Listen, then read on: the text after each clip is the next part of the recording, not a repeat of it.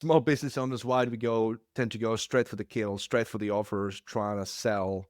And I think, I mean, a lot of it to do with cash flow. And if we're bootstrapping, we're trying to get the money back, in, so we can Sure. continue. We can versus those big companies, they got those budgets. So, what's the right approach there? How do you like? We know this would be really cool, but like, how do we? Yeah, What's the sweet it's spot? interesting. I think that it doesn't have to be all or nothing. I think, like I was talking to someone the other day about how back in the day these big marketers used to have these launches once a year. They would have this big course they would put out once a year, and they would do one launch, and that was it. And they would make the money one time, and then the rest of the year they would nurture it. And I'm like, oh my gosh, I could never. I could never have one offer and just be just that's the only thing I sell. So that's the ultimate level of restraint, I think, is like nurturing all year long, and you're putting all your eggs into this big multi-million-dollar launch, and that's it. Like that would scare the crap out of me. So we're Yeah, not even at that level, right?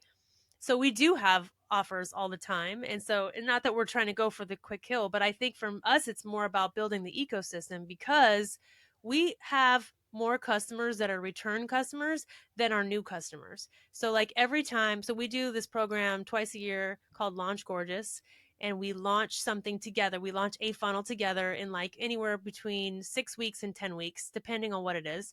So sometimes it'll be like a webinar funnel, other times it'll be like a challenge, like we just do different funnels together.